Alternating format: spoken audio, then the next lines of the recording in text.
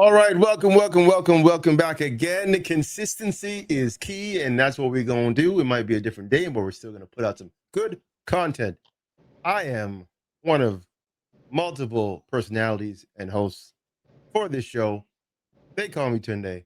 They also call me Sir Tokes. They call me the Beast. You can call me La Voice. Yes. Yes, La Not Voice. kidding. On this level is too good. It's And good. this I is like that. Darkness with a Ginger Hue. And first off, I'm going to always introduce my right hand man, the myth, the legend, Slang Hugh, aka the Darkest Night. What's going on, Slang?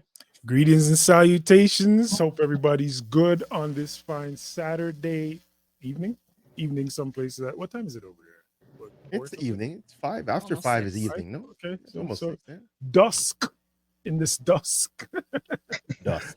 time. But we back at it like a crack addict with a craftmatic. Define that how you will. I like that.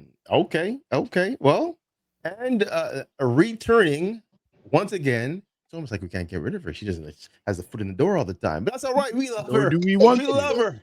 We don't want to leave. We don't want her leaving. Miss No, she's Latanya, gorgeous. aka LT, is back again. Welcome back, my dear. How are you? Hey, what up, everybody? I'm always glad to be back. I'm here again for I think the third time. Is this third? Yeah, I maybe. think Third or so. fourth. Third Some. build show. We have Oh, jeez. conversations off the show. So yeah, I mean we Yeah, do Yeah, that's join why. Your That's why. lives too. So Yeah, it's almost that's like why we I talk like every day. exactly. yeah, it's always good times. So I'm happy to join you guys again, and I'm looking forward to meeting our new guests. So yeah, Oh thanks for yes. Oh welcoming me in yes. again. Yes. And last but not least, one of the also multiple hosts of the podcast, We're Offended, You're Offended, my personal friend up here in Manitoba, the crazy one herself, Miss Kim. Kim, how are you? Kim. Hello. I am Yeah. good. Thank you so Welcome. much for having me Wonderful, here. wonderful, wonderful, wonderful. That's good. How has your day been today? Busy. We did our podcast earlier. It's just been Mm. a lot of stuff, but that's okay. Mhm. It's a good day for it. Hmm. Now, now here's a general question for all of us, because we're all pretty much in the content creation in many different forms. How mentally draining do you think it is, and that people don't realize how much creativity and effort goes into these things? We'll start with you, Ms. Kim. It is so much more than I thought it was going to be. Like it looked so easy. And between the editing, if you do editing, we started going live, so we just do live shows, but there's still editing for your social medias and this and that. It's literally a second full-time job. It's a Mm. lot of work. Yeah. Mm-hmm. Miss Latanya, I know you do your lives as well, but you also have your IG and other platforms that you've done. What's the whole content creation thing on you? How's it for you? Well, with the lives and social medias, for me, it's easy. I just turn on the record button or the live, and I talk. I do a little bit of research before I do my Tuesday evening discussions with the panel, which is not really a big deal because ideas kind of come to my head like a hamster wheel. It just like, because I don't know if it's the ADD in me or what it is, but I just think, what, who, where, when? Let's talk about it. But when it comes to the YouTube stuff that I do, that takes work because that one, it's more within the food industry, like doing things, going to different restaurants. So I have to connect with the managers, sending out emails, replying, setting up dates and things like that. And then I do have a editing portion of it. So I think that is, I get it when Kim says, when it comes to the editing and stuff, that takes work because it really does take time. But I love it. I really do enjoy it. I get to see what I could put in and take out and make it fun. And yeah, It takes time, but it's fun. It's worth it to me. Mm. Agreed. What about you, Slang? I mean, you have been Um, pretty much a content creator for a while with music, so I mean, we can definitely spin that as well. okay, so when I do it for myself, the most painstaking part is the background stuff, like the things behind the scenes, the editing, like you said, the figure out topics, the research that may go into it, which admittedly is very little on my part. So can't lie there. But when it comes to the podcast, I'm lucky enough to have you. So you do most of that background stuff, editing and so forth. So I just show up as the great talent that I am and on camera and make it all look better from the front of the in front of the camera that you do behind the camera. That's pretty much when it comes to the podcasting. But everything else, like I can't say that I find it draining because maybe I don't do enough of the background stuff, which I'm constantly trying to change. But if I was to compare it to production and that side of the content creating, like Latanya, it's fun, so it doesn't necessarily feel like work to me. Even editing is somewhat fun to me. Mm-hmm. So it doesn't necessarily feel like work. It does feel like time consuming. I will say that. But I don't Mm, necessarily feel stressed about it. yeah. I would On agree my with that. end of sorry, on my end of things, I think I'm the reverse of everybody because I'm doing it so much and so often now. It's coming to me easier now. That makes sense. So Mm-hmm. it's just second nature. So the minute we finish, I get into editing mode and I know what I want and how I want it and what apps or what programs and what sites I'm going to be using to help me get to where I want to get. And then boom, I'm done. Right. I mean, you get a finished product within maybe an hour. The tough part for me is the promotion part. So Hmm. getting everybody's eyes on the product is probably the hardest one. Because again, you want to get your stuff out there. You know, you're very proud of what you do, so you want to send it to everybody. But the thing is, not everybody wants to see it, and not everybody's ready to see it. So I'm here throwing out links Yeah. and links to probably 40, 50 people, and you'll get a thumbs up or a heart or whatever. And then, because we do it so frequently now, probably 4 days later, you send them another one. I'm like, I don't want to be annoying. I know I Mm, want eyes on it. I don't want to bother people. If they want to see it, yeah. great. So at one point, I have to stop and just trust what we have out there, and hopefully it gains ground. And that's why, again, using the shorts is a great way to kind of alleviate from just throwing out the link to the main show. And that's probably why shorts were created. So we say give you a little snippet. If you really want to kind of dive in and go into depth with what they're talking about, here's the show, right? Follow the show. So again, Yeah, that part's tough. But that part, I mean, it's again, it's as many things that we do. It is an ego thing, like where we don't want to look a certain way to other people. But if you think of it like commercials, mhm, McDonald's doesn't care that you don't want to see the commercial. They put it this is out true. and you watch it or you Fair. change the channel. They leave it up to the consumer to make the decision. But Mhm. regardless of whether you watch it or not, the amount of times it comes on makes an impact.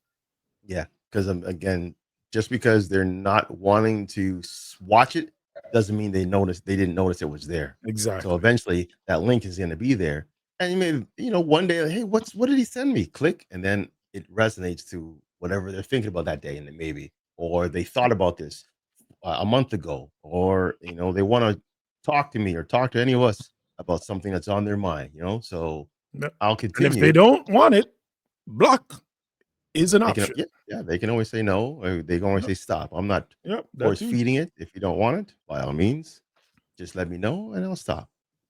Well, Stop. But anyways, it I is like what it it. is. But yes, sir. let's get into actually before we get into it, as we usually do. We didn't do it last show, but Yep. we're gonna do it this We show. didn't do it last show? We didn't do it last show. No, we Oh. didn't. So we're gonna do it right now and ask the very, very specific question. What did you do to better yourself today? Slang? I'll let you go first. Just for context, ladies, it could be anything. Literally, it could be you took out the garbage. It could be you vacuumed the carpet. It's whatever made you feel a little bit better today than it did yesterday. So for me, I slept in. I slept in always big a good time thing. today. I literally, Love it. I think I got like 10 hours sleep today or last night. So 10 What hours. does that yeah. feel like? Oh, wonderful. It felt wonderful. I Wow. needed it too. I can't lie. I mean, I went to bed late also because I went to the gym later than normally. Like I went to the gym at like 12 o'clock last night a.m. But I still woke up. I did wake up early. And then I said, you know what? I'm going back to sleep. And I went back to sleep. So it felt wonderful. That was my thing that I made me feel better today. Even though I might look tired, I'm not. Fair enough. Okay. Miss Latanya, what about yourself? Well, everybody knows it was blasted cold today. It was No. freezing. It was just Really? ridiculous. Well, here it is. Fair enough. Are you in Yeah. Toronto too? Yeah. Okay. I'm in Toronto. So I went out, I do deliveries, and I kind of was debating back and forth if I should do it. And I just kind of said, you know what, I'm gonna go do it. So I gave myself that mental push to just do it. So it made me feel like I could do anything. If I could go out in this cold, if I That's can true. peel out my skin, come out of bed, do my morning stuff and then leave the house to go outside on a day like this, man, I could do anything. Almost anything. I like that. I like Valid. that. Very That's valid. that's definitely a common feeling for a lot of people when it comes to a cold, right? Some people don't realize leaving your house when it's minus whatever is some type of a Gross. journey. Yeah. Yes. Definite journey for sure. But you got it done. That's good. Miss Kim, what about yourself? Other than your podcast that you already recorded or you've Live. No, it dealt with, doesn't what have to else? be other than. It's your choice. It doesn't have to That's be other true. than. That's true. That's true. Uh, And then again, nothing is also an option too. I don't know. You got 10 hours of sleep. I apparently got 4 hours and 26 minutes. So you Damn. definitely beat me. Sheesh. I did not go outside other than taking the dogs to go pee. And it's probably not as cold here as it is there today, so I don't win on that one. I had a shower. I'm clean. Yeah, And that's an accomplishment that many Yeah. can't say. It's so true. It's so Yeah. true. I put a face on so not to scare the children and did podcast stuff. And weirdly enough, my husband was also asked to do a podcast. He's doing a debate on immigration right now. So we're both on separate podcasts right now after we did ours at the same time. So it's kind of, I was helping him set up for that. And here Productive. I am. I don't know. I Power enjoy doing coupling. podcast stuff. I Yeah. I love it. I like This, doing podcast stuff. I wish I knew about podcasting years ago. I'm telling you. Right? I'd be like Joe. I'd be at Joe Rogan level right now. I feel it. I would love to be at that level. My Who wouldn't? dream is to be able to quit my job and just do this full time. Like I would love to be able to do that. You can do it, man. And you're on the Just path hasn't right gone now. through yet. See, You can do You're- that. the shoe People will need to drop. share. That's the big thing. Yeah. Yeah. We share it. Don't worry. We're gonna get all your socials. Throw it on the description so people can definitely tune in. When we do chop it up, we definitely gonna chop up some shorts to add you there as well. So again, you will get notification from a lot of people, and people will chime in. Appreciate Most definitely, no problem. In terms of myself, funny thing, I had to go shopping today, but I'm like, you know what? I'm gonna challenge my daughters. I told her yesterday. I said, Dallin, we're gonna go shopping today. I mean tomorrow. I need you to make a grocery list, and then we're gonna base the groceries on what you put. She says, okay. So she was excited because she got a notepad, a pen, and everything. And she wrote down mostly, snacks and stuff like that. And I'm like, okay, so I'm gonna be just following you. We went to No Frills, and I said, you're a leader. You're gonna show us. You're gonna tell me what I Nice. need to get. So she went in. And I said, what's the first thing on your list? Oh, I need school snacks. I'm like, what type of school snack? And she's going through Scooby snacks and this and that. I said, okay, where are they? I let her lead, so let her go. And she Nice. found them and she started picking them. I okay, what else? I said, well, I like healthy stuff. So how about yogurt and cheese? Where would you find that? Oh, by the milk. And we'll take me to the milk. So she just kept on going. So in the end, Love it. the whole shopping trip was all her. And I That's was great. so proud of her because, again, she wrote the list, showed me where I need to go. The only thing I really needed to step into is I need to get something for myself, one thing for myself. That was it. But other than that, everything was done. And I'm assuming you paid because child labor is illegal. Well, I'm I just did, saying. I did have to bring out the card, which again, as much as I don't, I fear buying groceries right now. This was under $60 worth of stuff for her Wow. Surprising. for a month of what she needs in terms A of month, $60? well, okay, and we do trade off between her mom and myself. So I'm buying, Oh, lunches But that she's gonna have, you gotta snacks move that to she's gonna Winnipeg, use. man. That's what I was Well, gonna say. Still. it's getting worse here. Wow. It's getting worse here. It's getting expensive here. But Hmm. again, I was very proud and very happy that she took the responsibility seriously. Like I said, the notepad, the pen. This is where we need to get. This is where we need to go. And I was like very impressed. I was very proud of her. So that That's was dope. my Yeah, thing for today. that's a Oh beautiful. I think I yeah. need to take shopping advice from you and your daughter because Mm, for mm, mm. my family, I definitely cannot get away with spending that little. I'm literally like $500 a paycheck. It's insane. Wow. hmm. How many I'm members, skimming. Kim? Yeah, I was gonna say How many people in your family? five, Well, right now 3, 4 occasionally. Okay. Wow. There used to be including the 5, dogs. but Yeah, I could see that. okay. Well, now we're $500. adding Yeah, another 2.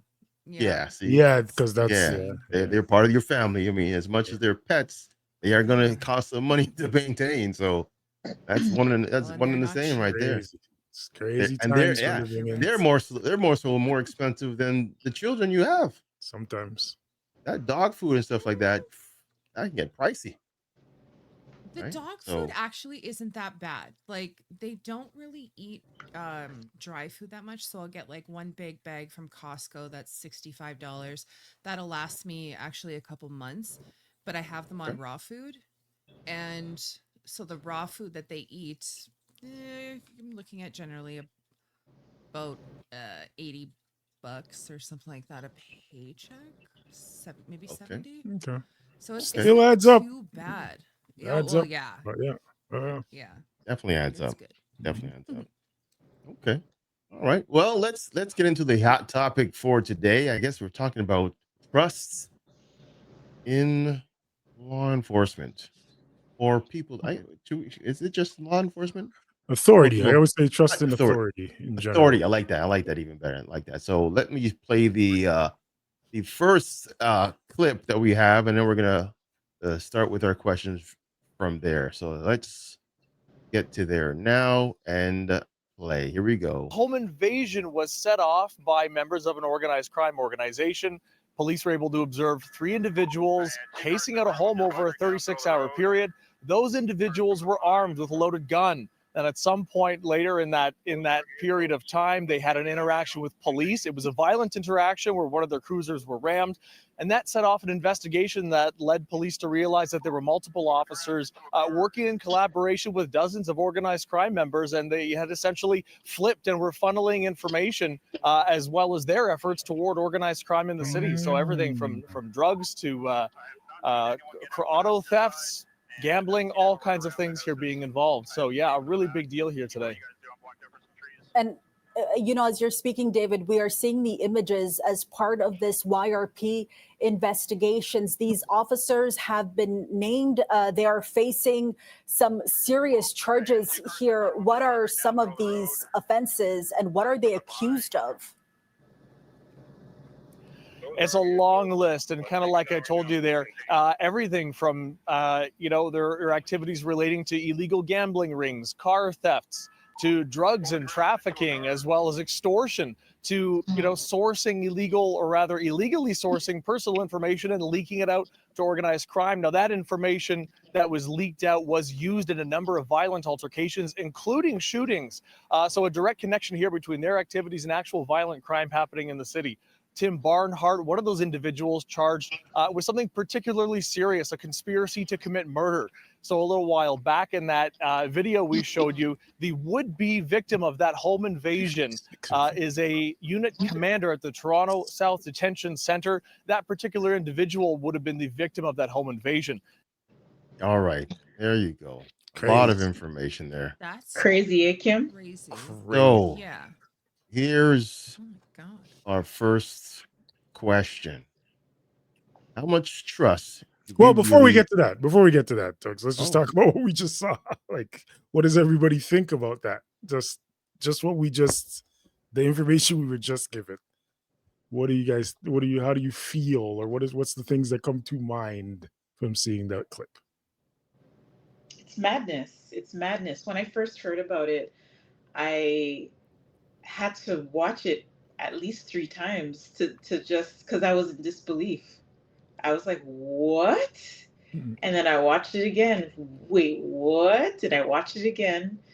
And my mind opened up to how much this is going to be a snowball effect, because it's not the fact that they were going to go and do a robbery. That's not the only thing that came out of this. Like that whole thing where, sorry, not robbery, they were planning on killing somebody. So that whole thing where it broke loose just kind of opened up a bag of worms.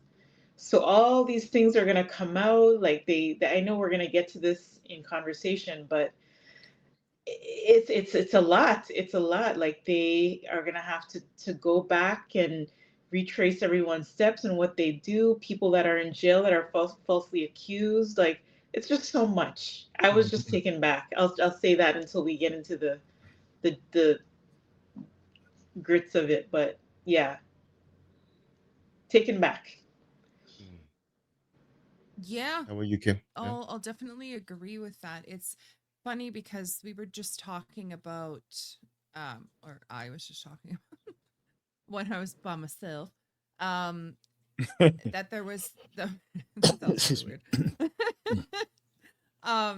But there was a guy, a police officer in Winnipeg, that literally just recently got arrested because he was stealing stuff, he was setting people up. Like it's just, so he just ended up getting arrested, and seeing this just shortly after, like these are both real recent things.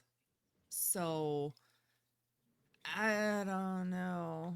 I mean, I can understand how tempting something like that could be, especially when it's right there and you're there. And I don't know about ending someone's life though. Like that's a little excessive, but I can understand the drugs, the easy money, the whatever it may be in that situation. I can understand the temptation. It's like working in a bank. The money is there. Right. Like you just Right. come on, just put it in your pocket. But Mm-hmm.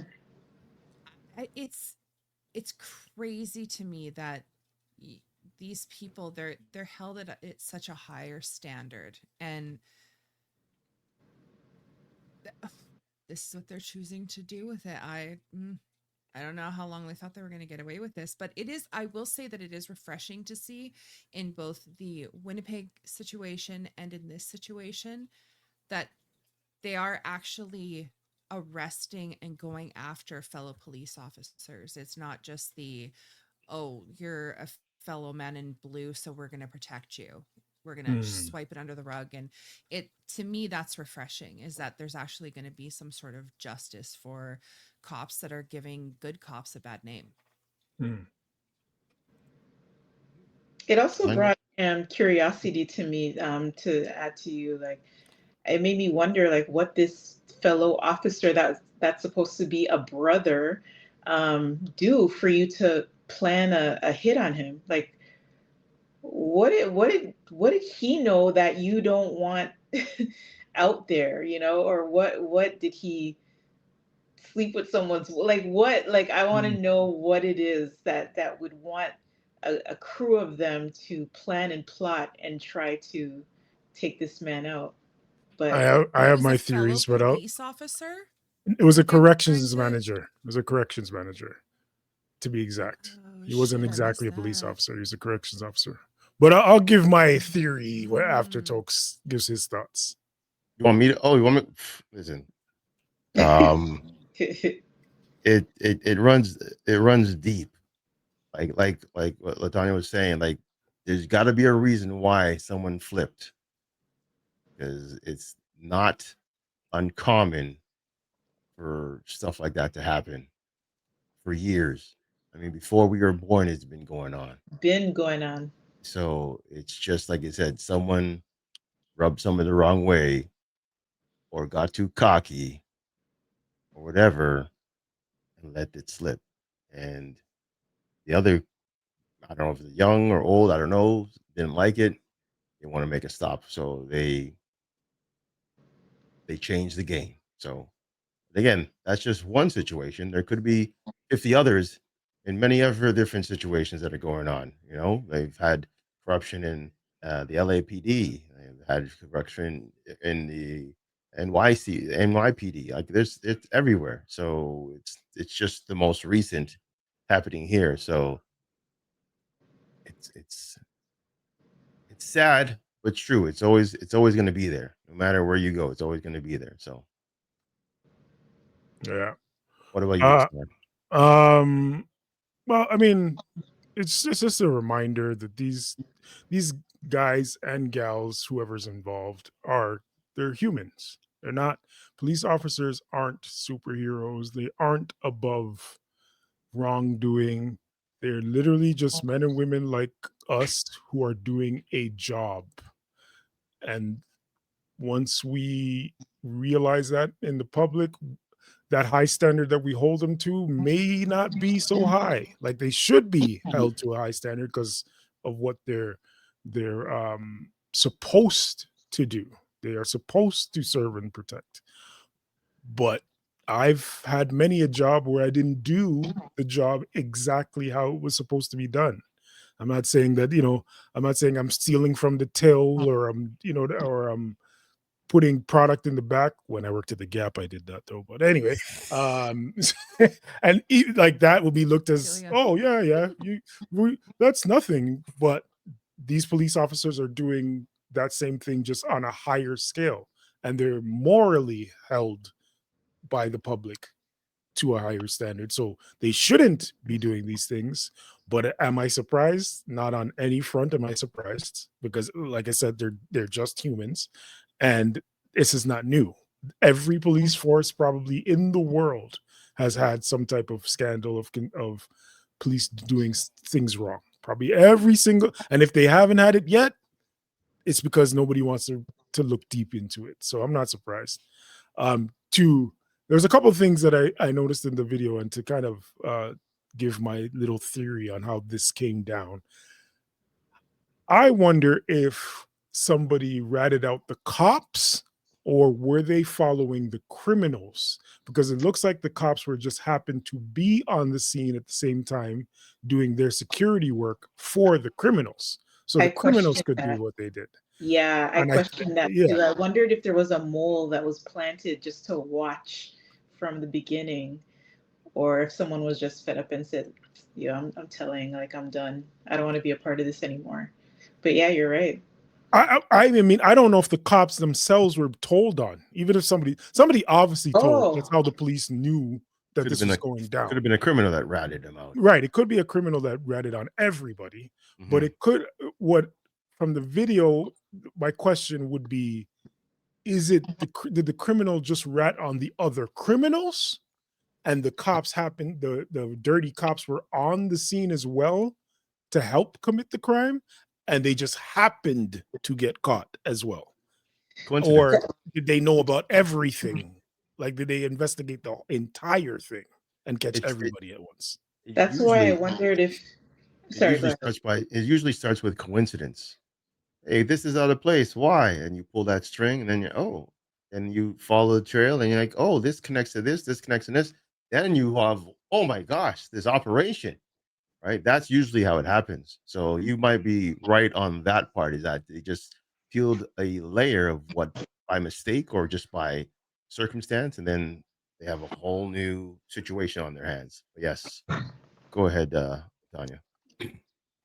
No, I was just gonna say, like, that's why I wondered if they kind of had a bit of a clue and then just added in a mole to just pretend that they're a part of the crew when they were really a mole, and then they just wanted to wait it to gather all the evidence and then hit them. But this is just me. Like, I watch a lot of movies, so Me too.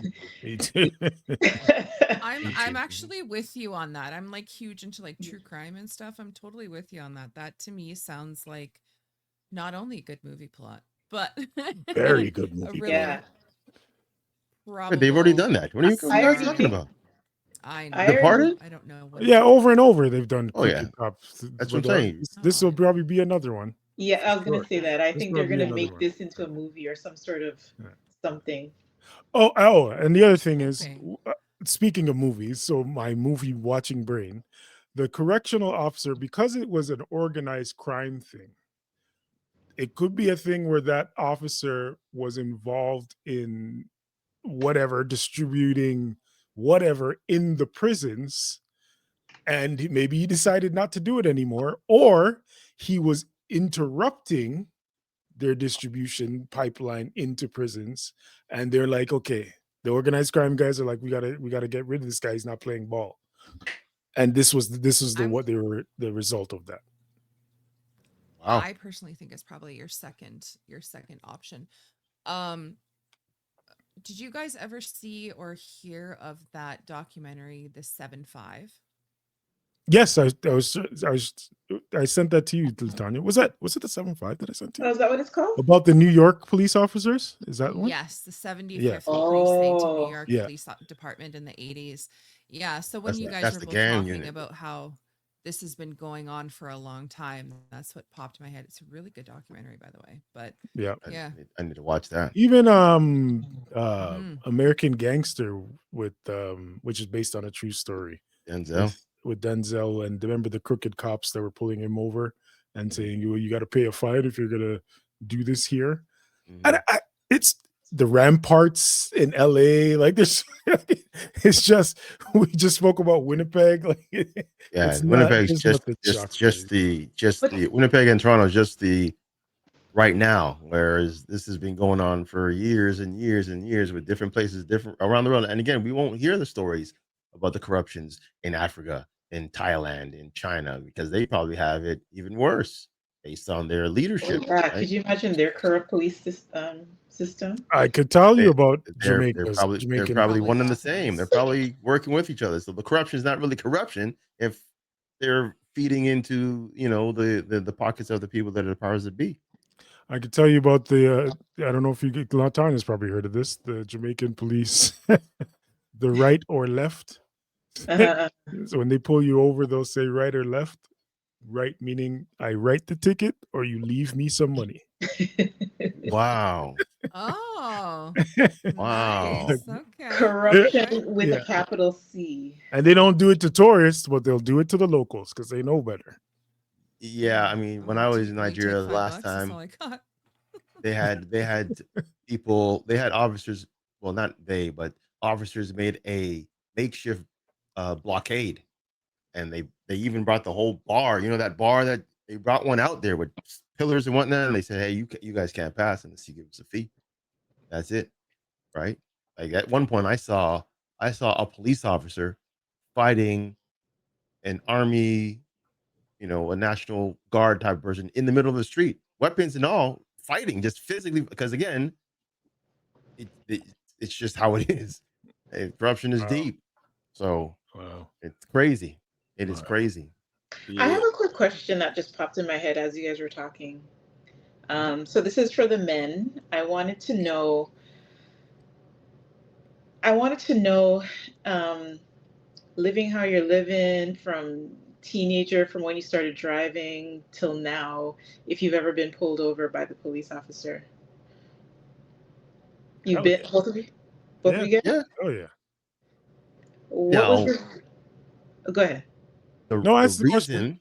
Yeah, go ahead. Go ahead. because I think you were gonna ask a You're question. gonna ask the part two for it. Yeah, go ahead. What was your feeling on that? Like, did you feel like you were okay with, okay, I'm just gonna give him whatever he wants, and or were you thinking American style, like, okay, the cop stopped me, shit, like, you know, let me just, get my radars are on and whatever. Like, what was your thought when that happened? Go ahead, Tokes. I've never had a fear or issue with police in that way to say, That's oh, impressive. they're gonna do me wrong or whatever. Anything, and I'll be straight right now. Anything that I have been pulled over for has been legit. I've never been pulled over because of anything that was outstanding. Now, how they treat you after they pull you over, it's a hit or miss. A lot, again, it depends on depends on how I approach the situation. I I I I I have always learned to kill him with kindness. So again, if you talk a certain way, you might get a certain type of officer, right? If you talk in another type of way, you might get a certain type of officer. So really and truly, I just talk. Sometimes I talk myself in trouble, not gonna lie, and I have the tickets to prove it. But I've always had the the benefit of the doubt with a lot of situations why I don't get more tickets. So, and these are mostly just traffic stops, nothing illegal, whatever like that, nothing crazy like that. So, but yeah, how about you, Slang? Um, very Slang has different. thoughts. Yeah, I'm already. I could feel myself. I can feel Tensing my up. temperature raising when I Oh, chill. I've had both experiences. Let me be honest. I've had both experiences. So when I say both experiences, it does depend on if I feel like I'm in the wrong or not. So I have had, like Tokes is saying, when I've been pulled over where I feel like it's legitimate, like I was speeding or um I don't know. That's probably the best one. I speeding or took a maybe I wrong didn't have my turn. lights on. No, Yeah. wrong turn is not legitimate to me. Sorry. What you mean like an illegal turn? Yes, illegal. That's what I Okay. mean. I don't Okay. mean a wrong turn. Legal turn, Okay. like when you're Yes. supposed to I would stop at a agree. red and you're not Yes, I allowed would to. agree. Yeah, Yeah, I would agree any with type that. of traffic stop Or is didn't legitimate. make a full stop at a stop sign, all that. But I've Right. also had, because I live in a suburb outside of Toronto. So Mhm. when I first moved here, it was a predominantly Italian Portuguese community, mostly. And my first car was I think I told this story before on a previous podcast, was a Mazda 626 Kronos, but it was two-tone painted, which made it look like a Lexus of those times in the 90s. It used to look like a Lexus. And when I got that car, I got pulled over for nothing multiple times. Multiple times. In those moments, now also like Tokes, I don't I never felt fearful in those moments. I never felt fearful because I knew I didn't do anything wrong. But was I upset or did it bother me? Yes, absolutely. Before and after. And it regardless of how the cop spoke, I was still upset because I know why you're pulling me over. I'm a black guy in a car that you thought was more expensive than I should be driving as a Mm, teenager, especially. So especially in the area that I was in. mm. So never feared for my life per se. Um, especially in the moment. In hindsight, maybe I should have, but I can't really think of an incident in which I did in the moment. Yeah. Uh, yeah, I Yeah, and there's I've even been. I could even give you a story in which there was me and my friends are sitting in my car outside of a mall, like just parked outside of a mall, and the cop pulls up. All of us are black. He's on us. Couldn't give us there was no reasoning, no explanation, just asking why are we there? That's the question. And it's a mall. What do you mean? Why are we here? Like everybody else. I'm here because it's a mall. I don't understand. But anyway, so yeah, that's my answer. Yeah, the reason why I asked that is because it's like, how do you rebuild trust when trust is so thin already? I have a ex-classmate that I we were in the same one of our classes together. We had the same class. Years went on, we all graduated, and a few years ago, he became a cop. Later on, I see his face in the newspaper because he had a stop that he did, and long story short, he got arrested because he got caught planting weed in someone's car. Oh. And he's Toronto. He's like a Toronto cop. And so when we know that sometimes they could be kind of ghetto and bandulu like that, it's like, and it's been going on for years. It's you just wonder, how am I going to rebuild trust for these people, or just have that yeah, like trust, have it there when it's already thin. As much as I'll admittedly say I'm not a fan of police. I'm not a great fan, but with age comes wisdom, and as I've grown older, you understand that most police are good. Most of them are. The problem is they have such a fraternity, or as I like to refer to them, they are the biggest gang. So even if the bad guys do things, a lot of the good guys just turn their heads and don't say anything, which then makes them bad, even though they're not participating in it. They are by not saying anything or not reporting it. Do I understand it? Absolutely, I understand it. Because again, it is a fraternity. It is like if I'm rolling with my friends and my friend does something wrong, am I going to go to the police station and tell him about it? Probably not, depending on what he does, of course, but probably not. If he did 9 times out of 10, I'm probably not going to turn him in. So and that's just me on a level of I don't expect this guy to help protect my life. These guys, they're in situations where they have to protect each other and save each other from life-threatening situations. So I get it, but I'm not a fan of it.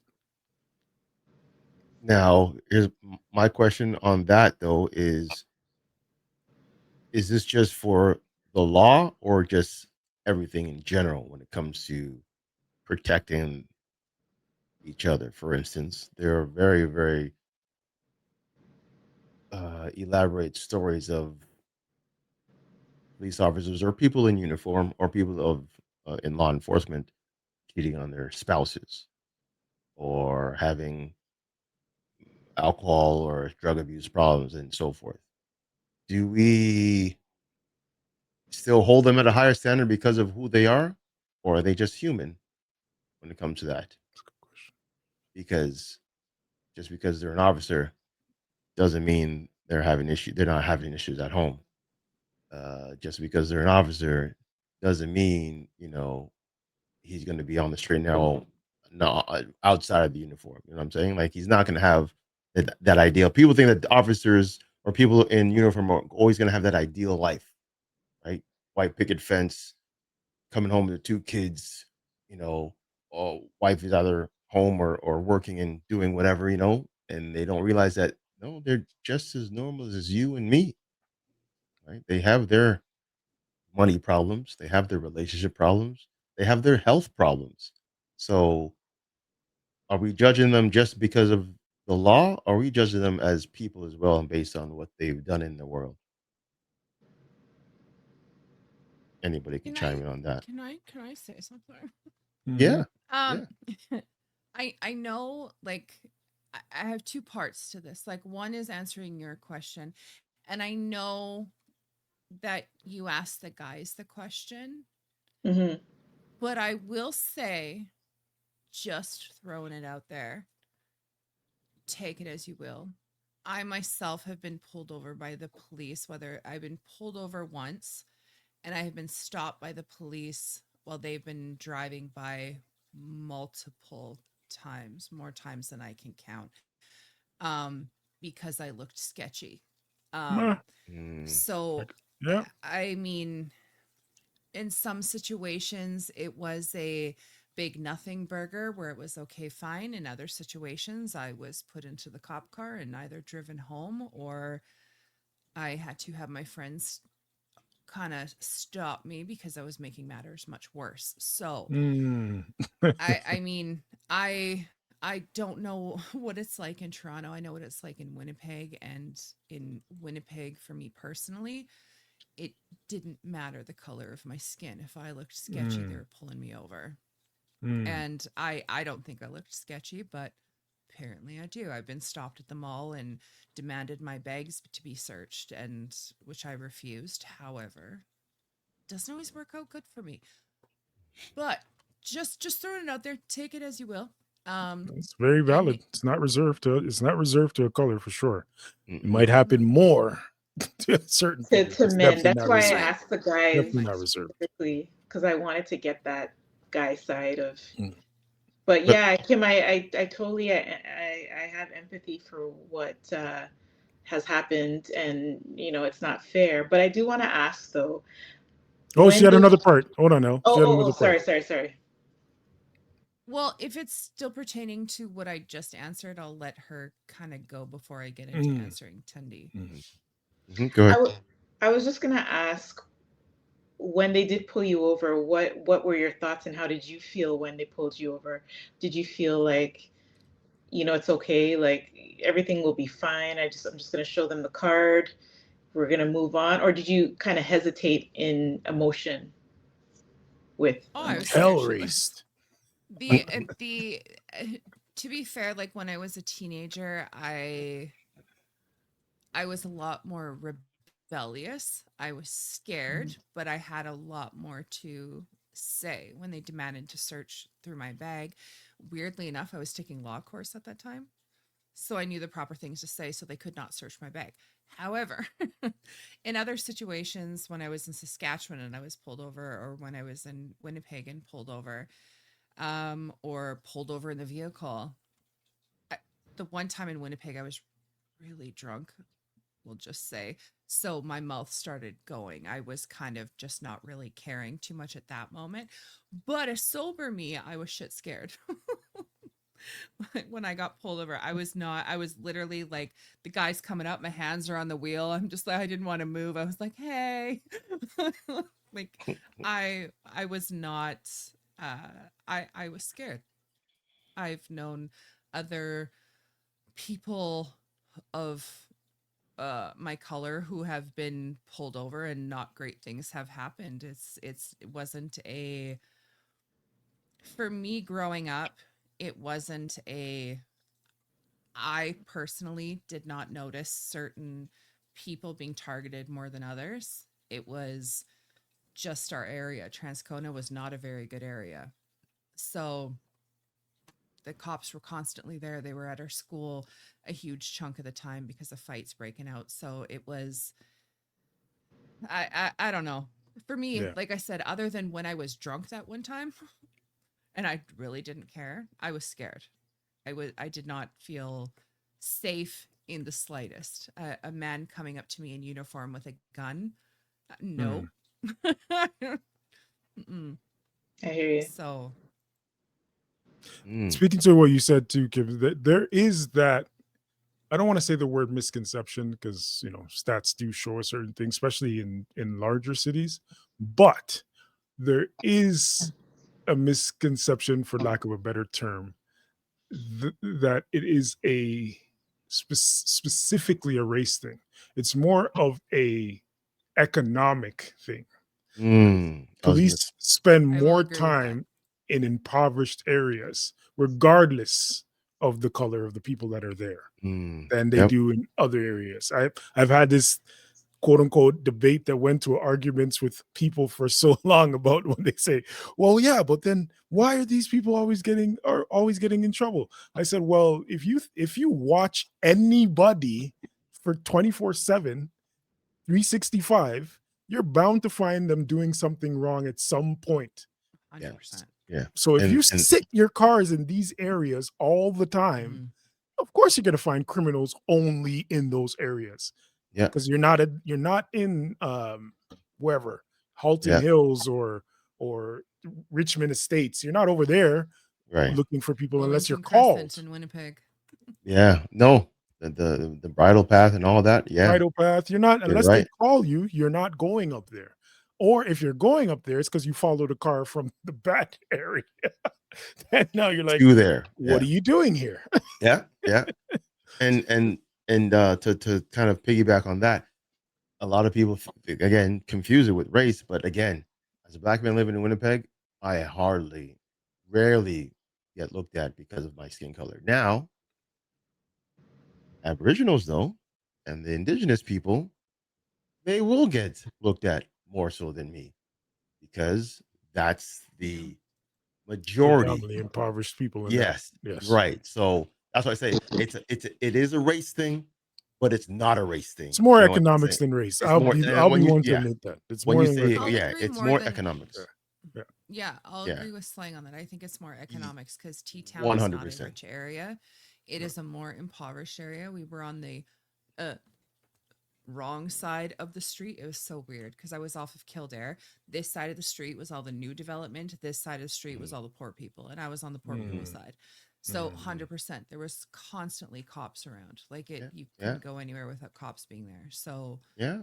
yeah, I would definitely say it's more of an economic thing than a race thing for sure. And you can see it again. You can just stand on the street and see it. You can stand in the area where I'm in.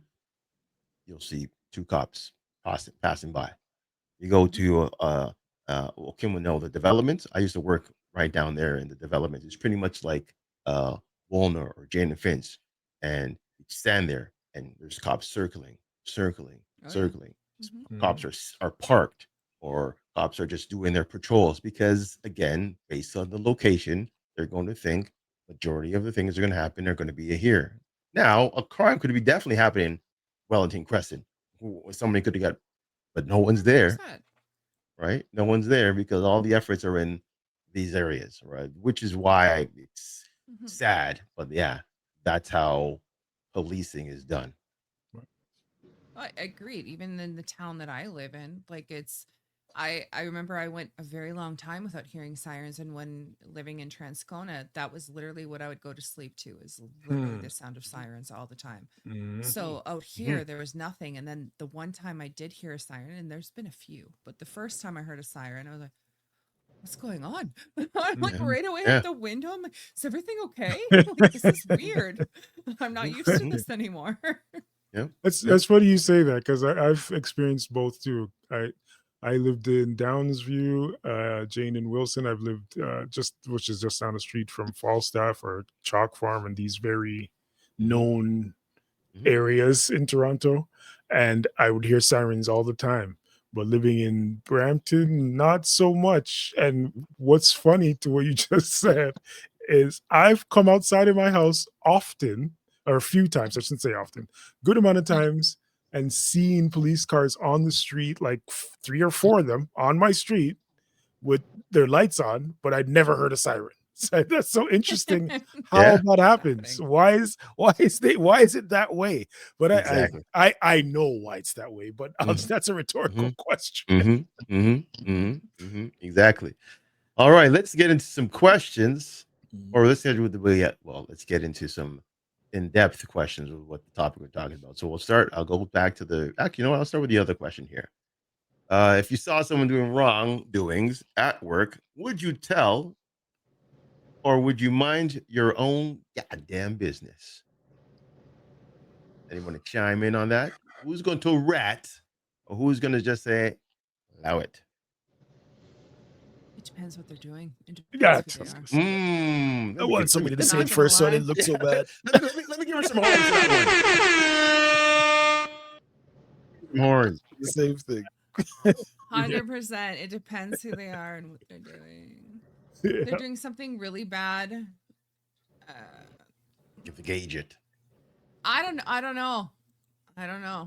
The way I Well, grew okay. up, it's shut your mouth. I don't know. It's depending on who they are. If it's somebody I don't really care about, I might rat them out. If it's somebody that I know and I like, I probably won't say a thing. No matter what they're doing. I don't know.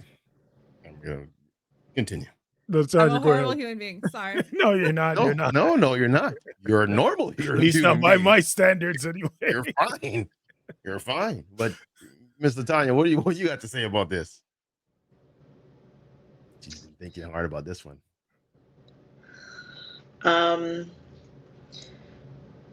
Same. If I was working, let's say, at a clothing store and a manager came up to me and said, I've noticed when I do the cash at the end of the night, there's always money missing. And there's like about 6 or 7 of us. And I knew who did it. I may give hints. Like I wouldn't say it was Omar, but if this is always happening, and it's costing the company money, and if I don't want to be a part of anything that is suspicious where it could potentially go on me or false accusations, maybe I would say something like, well, maybe you might want to look at the camera, something like that. But I wouldn't come out straight. Maybe give little, drops. One of the bald guys. I'm not saying it is, but they may agree with that. But it wouldn't be this is really bad, which I will not divulge where I work online. But if it had to do with my job losing money, whatever, I don't really care. If all of a sudden it was coming at me though, and people were suspecting it was me, I might sing like a canary. I might. Or definitely drop those hints. Be like, yeah, that's yeah. I'm more gearing to that too. Like, I just don't want to be a part of any type of, false accusations potentially. So I would drop little hints here and there. Sensible. Makes sense. Agreed. I get it. Tokes, you want to go next, or you want me to go? How you want to do it? I'll say my piece. Go ahead. I was always told to just mind my own business. If it doesn't affect me, I'm not saying crap. If it's not taking money out of my freaking pocket, I'm not saying crap. If it's not affecting my mental state, I'm not saying crap. The minute you involve yourself, that's it. You're part of the problem. You're part of the problem.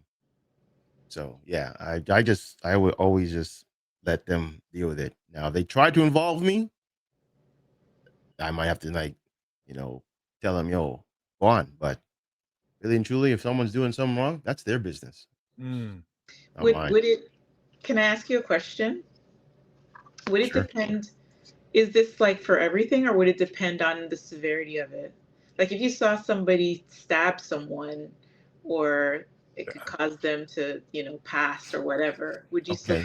And you knew who it was. Okay, and now that's going personal though. So that's a personal thing, because there's people who get stabbed on a regular basis, and again, we're saying at work, right? That's what you meant. At work, yeah. Okay. Go ahead. Sorry. At work, no, I understand. At work, again, I've worked in a place where people do get stabbed, but I'm just saying, it again, if it gets into my circle, into my realm, I can speak on it. Yes. If it has nothing and doesn't connect with me at all, I'm leaving it be. If it connects me in any way, I'll put out a warning. But if it doesn't touch my world, I'm I'm not even dip my toe in it. No. That's just the universe plays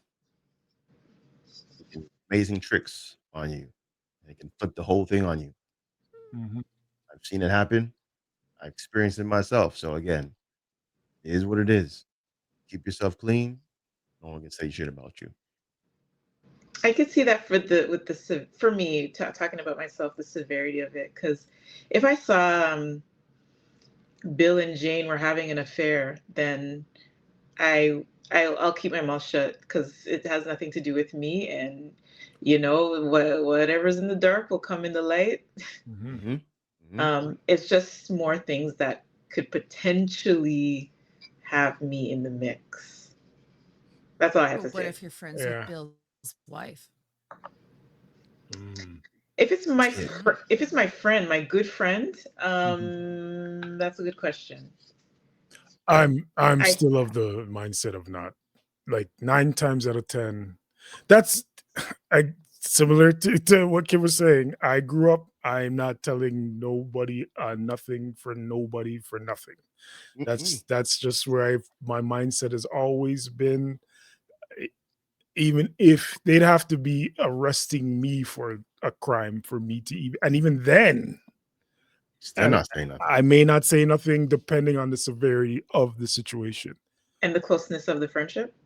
Like if it was your best friend and you saw that your best friend was getting dogged by this girl, you saw the girl kissing up the man, would you just still wash your hands? Okay, so the difference there would be I'm going to that girl and I'm telling her either you tell him or I'm telling him. Okay. In hopes that she tells him so I don't have to. Right. That's I like that option. I like that option. I'd end up telling him because I've said this, even like God forbid, the universe rebuke. Even if I've seen my brother-in-law, for example, out with a girl or with another woman and they look a little too cozy, I might, that's what I would do. I'd go to him and say, and you know what? Sorry, there's a stage before that. The stage before that is stop this or else. Right. Now, and if I catch them again, then it is either you tell her or I'm telling her. So first warning shot. Yeah, I'm letting you know off top. I see what's going on. So you might as well stop it because if it continues, she's gonna find out. And that's a personal thing. That's like direct, like you said, friend, family. If I'm to bring that scenario, or not even that scenario, if I'm to bring the idea into my workplace, there's so many other factors for me. Like there's, what kind of company is this? Is it a mom and pop shop, like where every dollar counts, or am I working for TD Bank? Is it my job to watch these people? Is it my job to pay attention to this type of activity? All those are factors. If it's not my job, if I am not working for a mom and pop, you could be stealing millions. I'm not telling on you because I'm assuming the business will be fine. Now, and even if it threatens my job, I'm probably not telling on you because I could find another job. It's different. And I might have this question for you guys, actually, but it's different if I'm taking the fall for somebody who knows I'm taking the fall for them and they're close to me, like we're friends. So, for example, if I'm working with Tokes or Tunde, sorry, and we're at 407 or whatever, and he's taking money out of the till, and I could see him taking money out of the till. I know I'm not going to the office on him, but now if the office comes and says, "Hey, we notice money's missing. We think it's you, Omar. What's going on with your till?" And Tunde doesn't speak up, then I might tell on him. Because then we're not friends. You're supposed to be my friend. You're supposed to step up in that situation and take the responsibility for something you did. Agreed. 100% agreed. Again, if it affects your money, affects your mental health, then you step in. Take effect. That's the only time I would say, "Oh, you know what? Yeah, I don't want the bullets on me. I'm going to." And that's not for the company. I'm not even that. That's a personal thing. But right, it's really happening. I'm really telling on you because we're friends, and you betrayed our friendship. It doesn't matter if none of us, if the company doesn't come to me, steal away, buddy. But here's the bonus part. Here's the bonus part about it. Agreed. The fact is, again, if we're using me as the example, I don't even have to even tell them the truth. I just have to steer them away from you, True. and you're good. That's You know true. what I'm saying? I'm serious. I'm That's telling true. you. That is true. I mean, No, I'm yeah, if yeah, I am a true friend and I know there's heat on him, I'm going to try to steer that heat away from him as much as possible, so he doesn't get caught in the crossfire for no reason.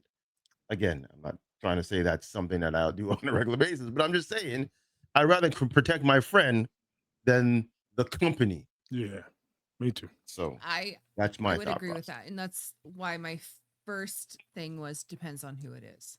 Hmm. If it's somebody that is just a coworker that I'm not Yeah, close just a to or whatever, and coworker. it's For coming the, down on me, then I'd be Mhm. like, fuck no, I saw this person doing it 100%. Yeah.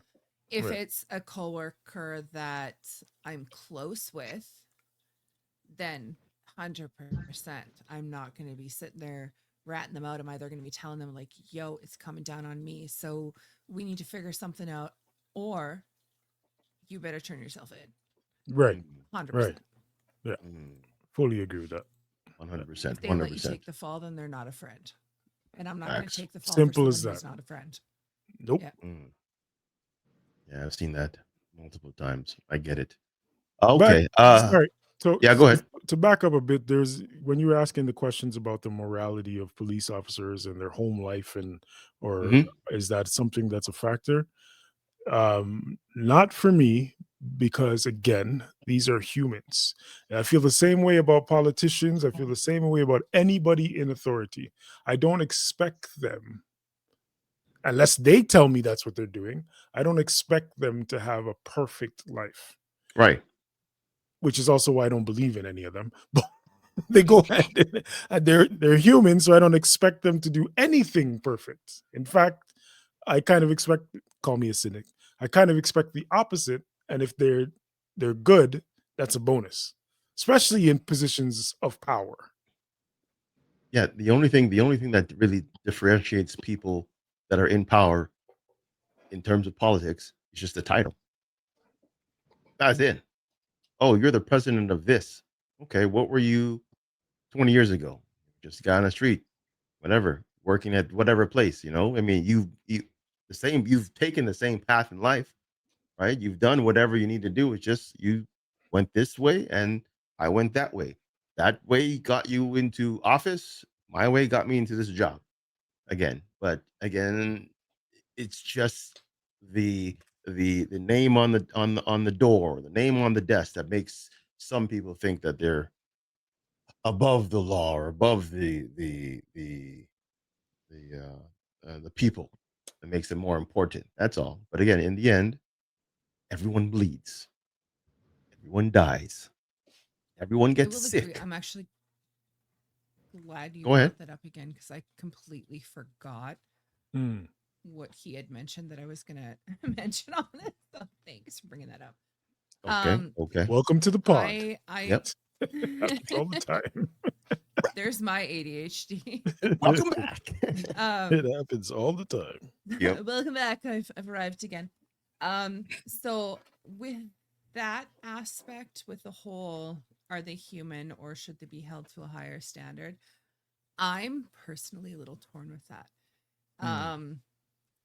They are human, yes. Everybody is human. Everyone's going to make mistakes. However, that being said, I can tell you what my job is off camera, but I will not tell you what my job is on camera. In my job, there are certain things that I am held to a different standard than regular people.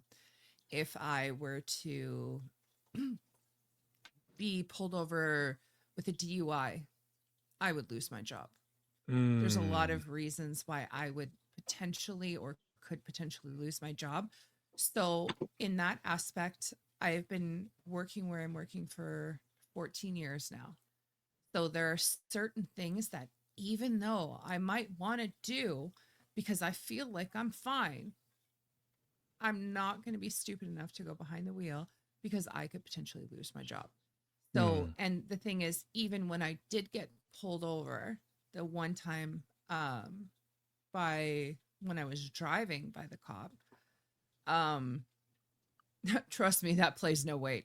It's literally, oh, this is where you work. Oh, well, then you should be doing better then. Like you are held to a higher standard because you are supposed to be a representation of the company or the job that you have. So I do agree with the fact that there are certain roles that you have a job in, that there are certain things you just can't, can you swear in here? You can't fuck Yep. around with. Sorry. Yeah. Believe me. You can't mess around with. Where in other things, yeah, okay, you're human. This might happen, that might happen, but there's just a certain line. And sorry if you can hear my dog. And with cops too, like I know for one of my friends, she was going in to be a cop. And there's a lot of things, you know, if you're out with friends or family, well, anybody, and you see anybody who's doing drugs or whatever, you see them get behind the wheel. Like you are legally not allowed to be letting them behind a wheel. Just like legally, if you are a doctor or a nurse, you are supposed to be helping people no matter what political side they're on, whatever they sexually identify as, whatever. You committed an oath to that job. So you have to uphold the oath. So I think there needs to be some sort of accountability and responsibility to hold true to certain things that you pledged an oath for, whether figuratively or literally.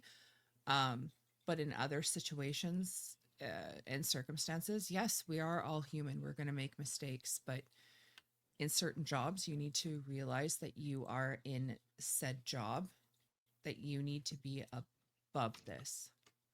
Fully agree. 100%. Yeah, I fully agree. Because to clarify, when I say what I'm saying, I mean that they're capable. Now, when they do it, they should be held accountable. I absolutely agree with that. Agreed. All right. Moving on. Let's see here. How much trust do we really have in the system meant to protect us? I think we kind of really touched base on that, but I mean,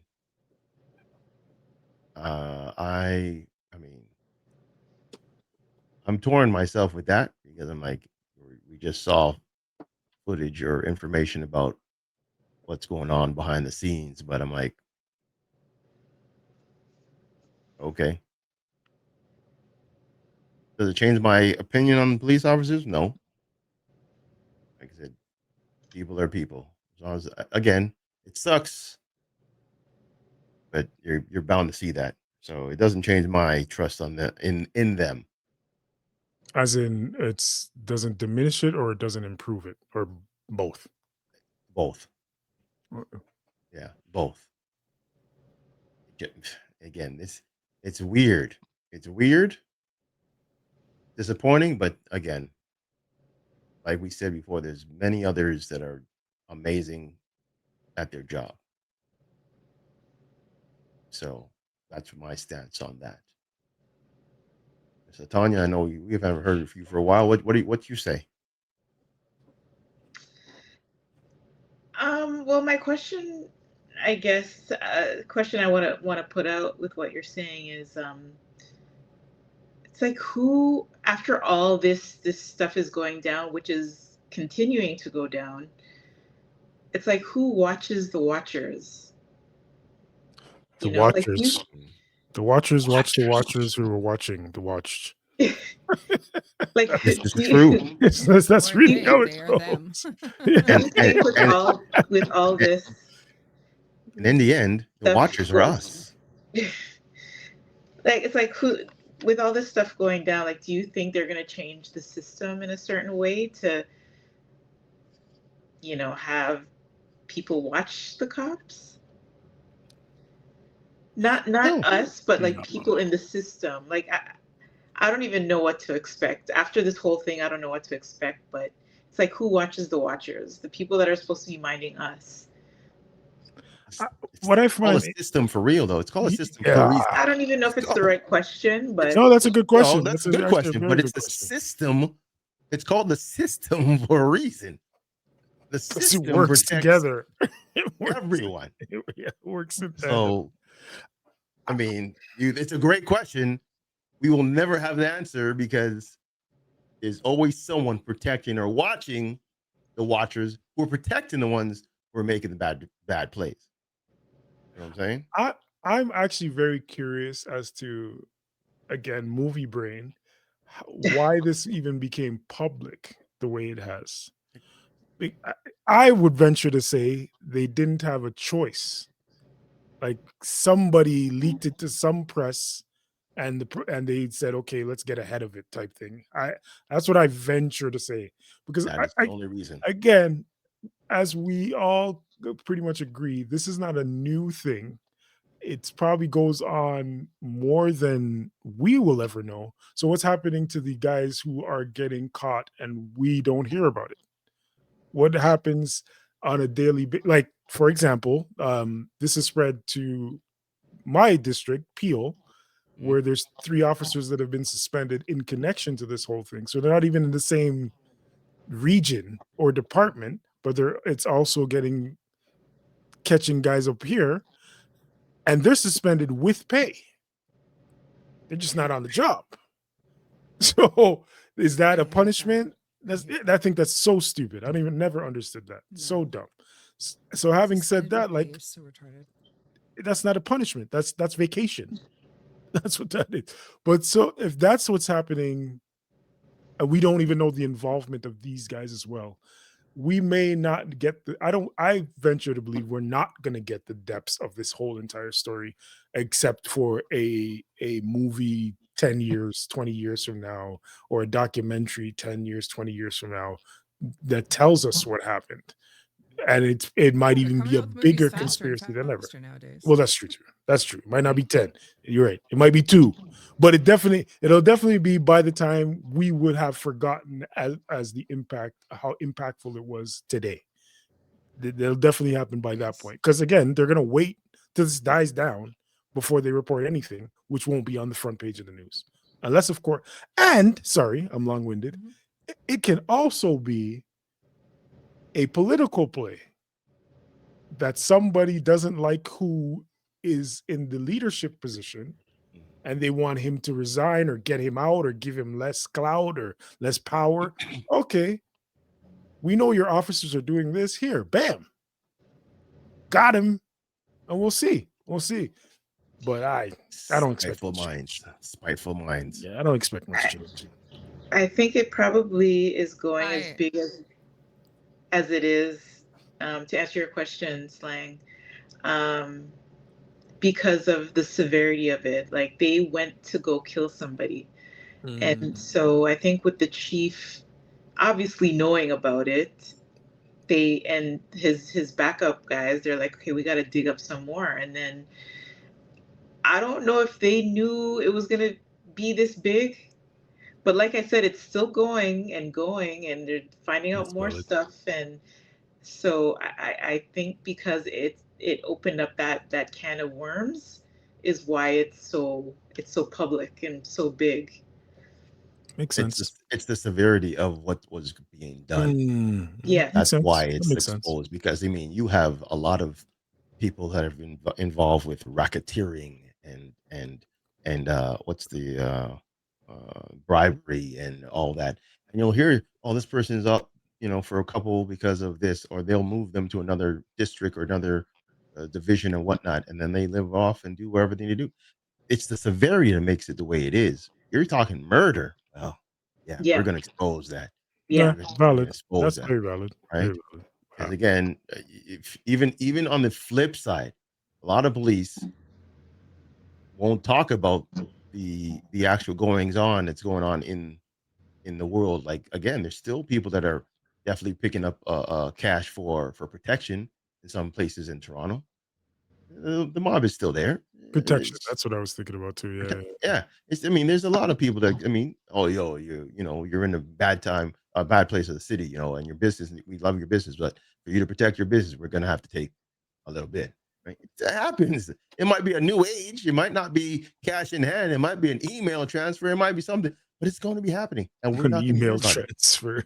No, I'm just being, So, I'm being, You never could know. be in You're right, Bitcoin. You never Toby. know. You never know. in It the just happens. in the notes for protecting my store for security Oh yeah, purposes. that's There you CIBC. Don't Um, not Scotia. I have Scotia, but that's my real account.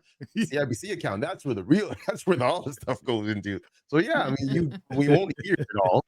We won't see it all It's facts. until it's the severity of it, right? So Yeah, it's 100% the severity, because there's a lot of illegal things, that's out there that the cops know about that is not big and too much in the news. Like, I think I was telling you, Slang, with the massage parlors and all these things that cops know about, and they don't do anything Oh really yeah. about it. But when it came to the murder, they're just like, Yeah, it's yeah, a bit big. You're right. exactly. There's where's 24-hour where's the media camera dispensaries. reel? Yeah. That's what There's the shroom places that have like the stores, Cops they're know. open and they're not Cops even know. apparently they're illegal, but they're open 24 hours. It's all right. Yep. You're right. You are right. Yep. Right. Again, it's all Cops don't depends on the only severity. know, cops get paid to know. They get paid to turn an eye. Let's be clear. Not all of them. I want to be No, also clear on that. yeah, we're Definitely not. not all of them. Trust me. But there's quite a bit. And again, the ones that don't take know the ones that are taking, and they don't say anything. So they're just as complicit, in my opinion. Yes. I agree. They're not going to say anything because then the other ones are going to come at them. I think that there is a lot of stuff going on. I think that there are more crooked cops than we know about. But I think exactly as Latanya is saying, is that it's when it kind of comes to light and maybe somebody else finds out about it, the media, whatever, that they have to then report upon it. I don't think that every wrongdoing that a police office is doing is reported. I think maybe they might potentially get some sort of reparations for it, whether it's suspension with pay, which is so ridiculous. But Dumb. I think it only comes to our light when they potentially might get exposed and they know that it's going to come out. So they're trying to get ahead of it 100%. There was even a cop that famously in Winnipeg that was driving driving under the influence. We're very close. And I feel like I wrap my arms around you guys. It happened to me too. I looked down and I looked up. I was like, what's going on here? Hi. Come closer, guys. Right? I'm so close to you guys. That there was a cop famously in Winnipeg that was driving under the influence and hit a girl in Lachimotier, and unfortunately her life was ended. And the thing is, that's again, he was suspended with pay. So 100% bullshit. I think, you commit a crime. Why are you getting suspended with pay? I think that is not right. That you should be suspended without pay. Why get a vacation out of this? This is bullshit. Agreed. Is she there? She looks frozen. She's. You there, girl? There you go. You moved. Okay. Yeah, sorry, sending a message.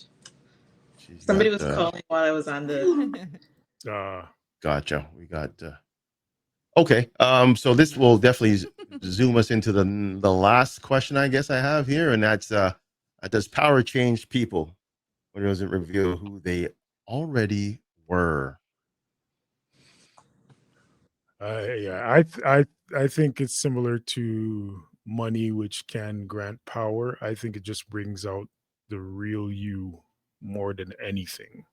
Yes.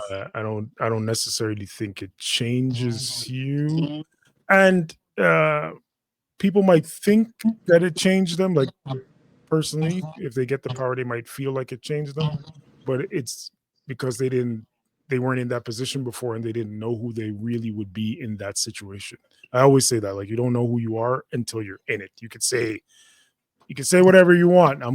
Somebody comes up to me with a gun, I'm gonna slap it out of their hand and knock them out. We'll wait till the gun's in your face, sir, and then we'll see what happens. So I think it Right. just Like, "Here, go take amplifies all my who you shit." truly are. Yeah, exactly. It just amplifies who you truly are, because now you could get away with more, so you choose to, or vice versa. Like you were always a quote unquote good person. You were always a your moral compass was pretty high. So when you get in that position of power, you're going to be even more so on the ball or on to the letter and so forth. So yeah, I think it's just an amplifying factor. Okay. Kim, what about you? I 100% agree with that.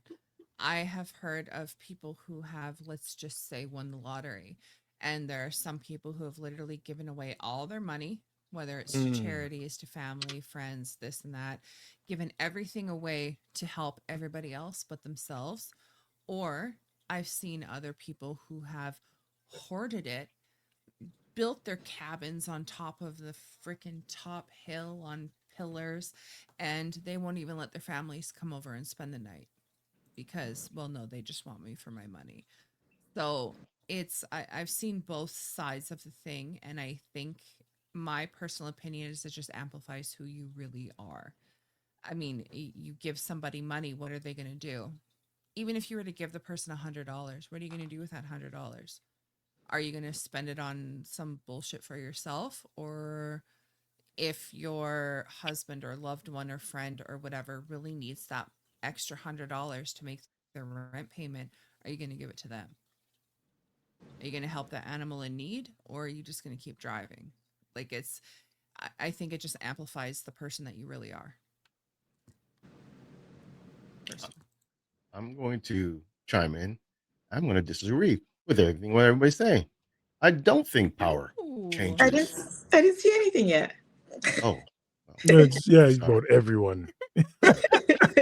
You're right. Okay. But Go you can ahead, Latanya. Go ahead. if you want to, Go ahead, then Latanya. you can. Go ahead. Go ahead, Latanya. Speak. Come on, speak. Go on. Say what you gotta say. Kind of the same thing too. No. Womp womp womp. Oh man. I said she stole my thunder. Dang. No. I feel that it increases the confidence and it decreases the empathy. It reduces the empathy. And when I say that, I mean, like you've seen when you're in the mall and it's just like a mall cop and he tries to act all like, macho, like he is the cops beyond, Paul Blart to the Terminator. Yep. Yeah, and it's just because he has that title of, okay, you have the authority now. Like he acts like they just kind of like, put the, what do you call it, the sword in his hand. They knighted him. Knighted him. Thank you. That's knighted him. Yeah. And they take that like it's some big thing. So yes, I've witnessed it, I've seen it, and I'm sure we've all had those moments where we said to ourselves, why is this guy acting so, like he's something when he's not?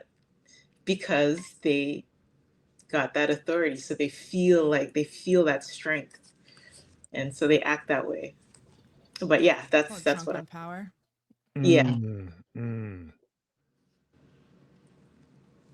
Yeah, I'm still gonna disagree.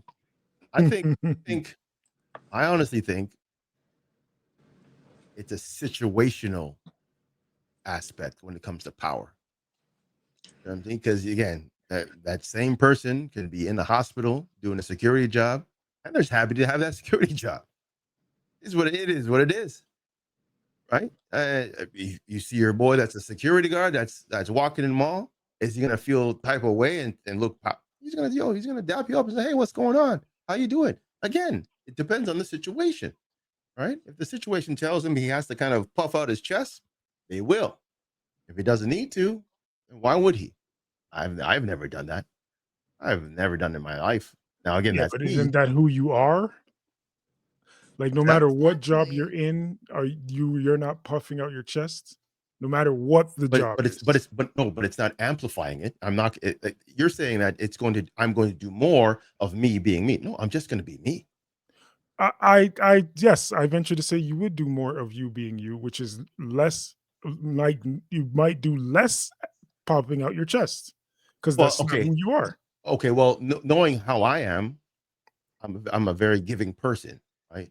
What I'm saying is, if I had power to give more, I'm not necessarily going to give more. It's going to be on a situational basis. Does that person need? Then I can understand to Okay. give more.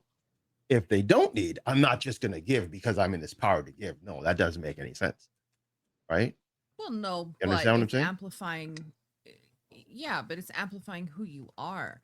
I mean, the But thing it is, if really all of a isn't. I'm sudden still going to do someone the were to same give thing. you $100 million, you're not going to obviously all of a sudden change and be like, I'm better than everybody. Don't talk to me anymore. You're just a measly peasant. Oh, I don't want to have anything Right. to do with you. No, you're still going to be you, which is a caring, giving person. And if someone Right. doesn't need it, doesn't mean you're going to go above and beyond to give to the people that don't need, but you're still going to be you. Because you wouldn't give it to them now if they didn't need it. Well, that's what I'm saying. So when you're saying amplifying, Exactly. means that I'm Okay, going to do just more than I'm usually. That's what the amplifying the yeah. meaning is. Okay, No.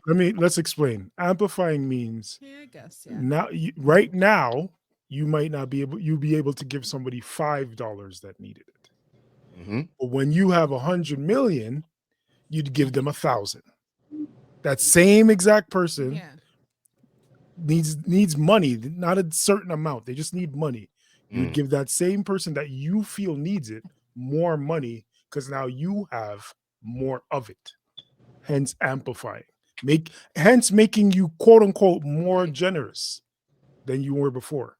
Similarly to the guy who Just because you could. he would punch a little kid back in school. He'd be a bully in school. Let me take that. He'd be a True. bully back in high school. Now he's a cop. He's going to be more of a bully. He's going to target people that he doesn't like even more because now he knows he could get away with it. That's the amplification. Is that a word? I don't Amplification. still think. I don't know if It isn't a I word, believe in that. actually. It's okay. I didn't do my dictionary this week. Well, yeah, that's just what that means. It just means you're gonna be because myself, I'll even say, to be totally honest, I've always said I can't be a cop because I'm gonna do some things. So I would, but in my morality, I wouldn't choose that job because I know I'm gonna do some things. Whereas a lot of these guys go into that job knowing who Want they are and wanting to get away with this stuff. Now, there are other guys who don't know, most of them, I would even say, don't know that I'm talking about the corrupt ones anyway, in general. And I'm not even, again, not just police, any position of authority. They go into the position not knowing that they can be bought or they can be corrupted, but it's in them. It was there somewhere, and it just gets brought out. That's my belief. Don't get me. Your scenario is also very possible. I just think it's less of a chance that somebody who is pure of heart and nice and ends up in this position of being a corrupt cop that's about to commit murder, for example. I don't think that. I don't. But okay, so the documentary Kim was referring to that I also watched, the 5-7, I think it was called. 5-7, 7-5. There's a guy. So the main character, the main guy, the corrupt one, is wild from the jump. Like, he's a wild cop to the Okay. point where I think he has to change precincts and stuff because he already has scandal in one precinct. And his partner in the second precinct is an innocent, go-lucky guy who's cool. his partner at first is not down with what the corruption. He isn't. But again, he also doesn't say anything. He doesn't turn nobody in. He just lets his corrupt partner go ahead and do what he's going to do. Till one day he sees the money and how much money is being made. And he's like, yeah, you know what? Just this once. Just this once. I still don't consider that guy as being the innocent who just got turned. The 7-5 is called. Yeah, I don't see that cop as the innocent guy who just got turned. I see him as he always had the potential, because he, like I said, he if he was the super innocent guy, he would have turned his partner in. He didn't do that. So he just needed a certain amount of reason, or better yet, excuse, to become the bad guy. And then he, in the end, turns in his friend afterwards, playing the good guy again. Isn't that what happened, Kim? Is that how it goes? I can't remember if he was the good guy in the end or not, but the beginning part definitely was accurate, that he was having issues in the one precinct, got switched to another, 100%. The end, I don't remember. No, not the same bad cop, but his partner that he ended up getting involved in his drug dealing and so forth. The partner, yeah, I believe. Yeah, the partner went ends on up the turns him side, in, right? He was the one that turned them in. Yeah. Right. Yeah. Right. Yeah. Okay. But you guys should watch that doc. It's wild. It's pretty wild. It sounds familiar. It Now I'm is. wondering. Gotta look for it. I sent it to you. That was one of the ones I was suggesting you watched too, when we were talking about this just yesterday, actually. Yeah, no, I remember all that, but I'm just as you're talking now, it's starting to sound a little familiar. Maybe I just didn't remember the title. Yeah. Let me bring it up for people who don't know, so I can show everyone that this 7-5 is. Yeah, it was really good. It was highly recommended to me, and I highly recommended it. It was very good. Here it is, the 7-5. That is the documentary. Yeah. Okay, What no, is forget that? it. I take What it. are you seeing that on? Oh, Apple TV. Oh, okay. It's on Apple TV, but I'm going to assume it's on many different. It's back in 2014 that this was done. Yeah. Mm-hmm. Yeah, I just seen it last year though. Yeah. Yeah, I just saw it this year. Probably a couple months ago, actually. No. Yeah. Well, we're only in a couple of months of this year. Oh, sorry. It would be last year too. My fault. I forgot we're in 2026. It was in 2025, but probably December. I saw it, like something like that. December, November. That's right. Okay. All right. Wow. This is a deep conversation that will probably bring up some interesting comments. Love it. And let's try to end it on a slightly positive note. Try. If it was up to you, how do you think you would make law enforcement a better system? If that's the right way to put it. What improvements do you think should be put in place what improvements would you put in place if you were the police chief, or you were Doug Ford? Is it Doug or Rob? I always mixed the crack and non-crack up. Oh. Don't do that. Don't do that guy like that. I'm not gonna lie, the crackhead was better than the non-crackhead. He was better. Yeah, he was. Right? Like, he'd be going crazy I right now. Him in a heartbeat. Yep, he was better. But if you're in a position of leadership that you could affect the system, what would you do to make it better? Is it anybody, or are we going in order? Everybody. Everybody. Go ahead. Go ahead. You got something to say? Say it. I think for me, there isn't as much gun violence with cops and people. I'm not saying that there isn't, because there is, but I would probably would like to change that a little bit, where they don't get trigger friendly too quickly. So maybe, I know some tasers don't work on everybody, but maybe certain gel bullets, or I don't know, something that where they're Non-lethal force. yeah, something. If it's not a taser, then it's something else. And I know that they do other things in other, like maybe European countries and stuff. They do it other ways. So if I were to change something, it would be something to that effect. That's a good one. Anyone? Bueller? Uh, Anyone? I would chime in and I would say have more mental training, psychological training to let them think more That's in a depth very of good what one. they're doing. Mhm. So, I mean, they have to not only know who they are, but know who they're dealing with to know what's the best course of actions in whatever situation you're in, right? You only get trained for so you only get, and it should be ongoing training, I should say too. It doesn't stop because again, people evolve and Yes. and everything changes.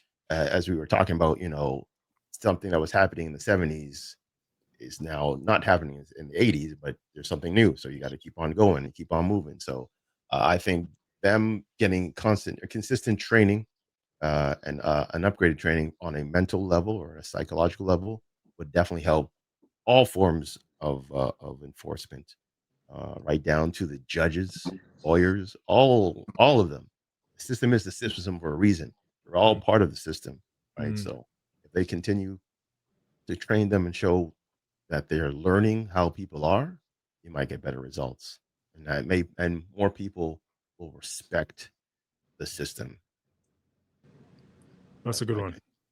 Kim? I will agree with that one that Tundi had said. That one is a big one for me. Is I think that they need to be trained more in mental health. I have seen a lot of cops, whether on duty, off duty, whatever, with it, what I have reported on, that have gone in, hurt people who are not mentally all there because they don't understand what it is that they're dealing with. Even when somebody says, hey, this person is this mental illness or that, whether it's autistic or whatever it may be, and they still don't know how to Excuse me. react to that, I think is a Mm-hmm. huge problem. I think that they need, again, agreed, ongoing training for that. I know in my work, I literally have training every single year that repeats itself over and over and over again. And sometimes it updates depending on whatever's going on to make sure that you're up to date with everything that is of current. So I think police should not only adhere to that, but should be even higher than that. They should definitely be striving towards these things and learning more. um, Unfortunately, mental illness a long time ago, when you're looking at the 70s, the 80s, even the 90s, 2000s, early 2000s, it wasn't a very wide known thing. Um, they would just kind of brush things off. They didn't know a lot about it. And now that mental illness is more out there, they should be better trained on these situations. There are a lot of people who have, unfortunately, lives been ended due to mental illness and a police officer not understanding what they're dealing with or who they're True. dealing with, and the fact that Yep. this person is not trying to be violent. They're just not out there. And that makes me really sad. I will also say, though, I think that it's not only police officers that need training. I think it's civilians that need training too. I think Mm. civilians should be better taught on what to do if and when pulled over by a police officer, True. what to Very do in true. certain situations. I think that you have to remember, like, too many people forget that police officers are human beings. Mm-hmm. Correct. And if you are running at a human being with a loaded weapon or any sort of weapon to begin with, or you're reaching into your pocket to pull something out, the person in front of you, whether you're a police officer or a civilian, is going to think the worst of the person that is in front of them. No matter the color of their skin, they're going to think that that person is potentially pulling out a weapon to hurt them and kill them. So they are literally on fight or flight mode, and that's what they respond to, and that's what they are taught to respond to. So I think civilians, people, even kids in school, there's too much bullshit that kids are in school are taught nowadays that are completely irrelevant. And I think this is something that should be taught to kids in school, no matter what color you are, that these are the things that you should be doing. If a police officer pulls you over, as any sort of officer, these are the steps that you should be doing. If there's a police officer or any sort of officer, whether it's ICE or whatever, in front of you, these are the steps you should be doing. Do not impede, do not do this, do not do that. Like, there should be people, I don't know, there's too many people that think that they can just like do whatever they want in front of these officers, and that there's not going to be any sort of repercussions. And then when there are repercussions, everybody has their shorts twisted. I don't know how else to say that, but everybody freaks out about it. And it's, come on, guys, it's common sense. Like it's, but these are things that I think, again, I'll just say that I think civilians, children, everything should be taught at a younger age, and police officers, when it comes to mental illness and any sort of things like that, that they should be taught in a different sort of way too. Whether it is potentially, instead of shoot to kill, shoot in the arm, shoot in the leg. But I know in those situations too, when you actually talk to a police officer, it's easy enough to say, like, why didn't you shoot him in the leg? Why didn't you shoot him in the arm or the shoulder or the hand or whatever? Right. But the arteries that are attached to those ligaments, if you hit, like, you shoot him in the leg, you can hit a certain artery, the person's going to die. It's not going to be any different than shooting them in the stomach or shooting them wherever. So it's just literally an understanding from the police officer to the civilian, to the civilian to the police officer. There needs to be more of an understanding there, is my opinion. I think they should continue with their community services and things as well. That was going to be my thing. That was going to be your next thing, eh? I was Yeah, literally going to think say alike. that's one of them. Yep, that was one of my suggestions. Yeah, that there's no longer community policing. That doesn't really happen anymore. It's very much they just enforce the law. yeah. And we need to get back to that community police walking beats, communicating with their actual community that they're policing, knowing people in the community. Sometimes, like, even the criminals, if they have a certain relationships with police officers, they're not going to commit a certain crime or do a certain thing that day. I mean, I'm not saying it's going to stop them, but it's a preventative measure. Agreed. I agreed with everything that people said. I agreed with what Kim was saying too. It's tough for me though. One thing that's very tough for me, because I do see merit in teaching civilians how to react to police and the vice versa.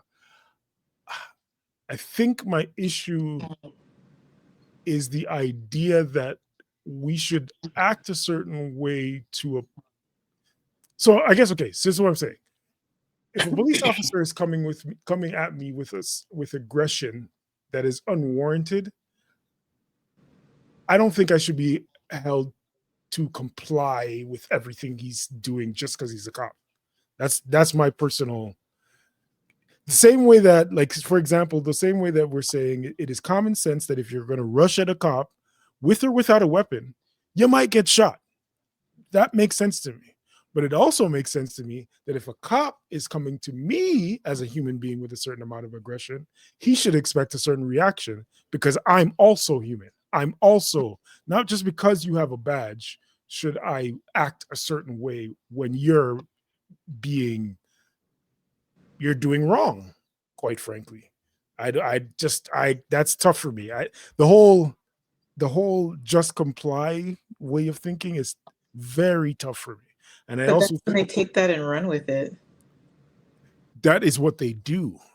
But I would, and again, I don't know. You're trying to move, like, twist your arm and break it. Right. And like I said earlier, I don't know how I'm going to react if I was in the situation. But speaking right now, not ever being in the situation, I am willing to die for my respect, because I just don't believe in upholding a system in which police could do whatever they want to the citizens just because they're police. I don't subscribe to that idea, or any authoritarian just doing what they want just because.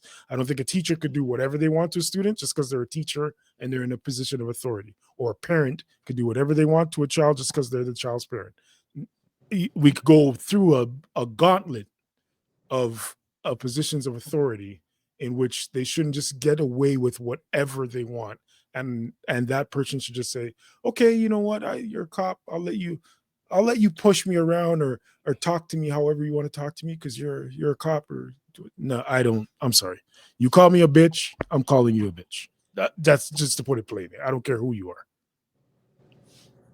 I'm just going to chime in for one quick sec.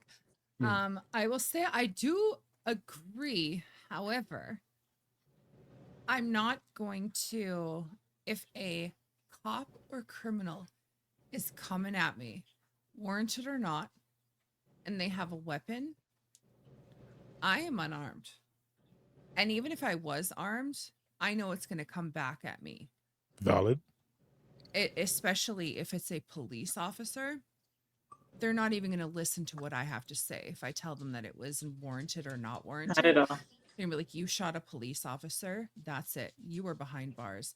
Now, for me personally, if someone is coming at me again, officer or criminal, I am just going to be like, all right, I'm going to take what they take. I'm going to take that broken arm or whatever it is.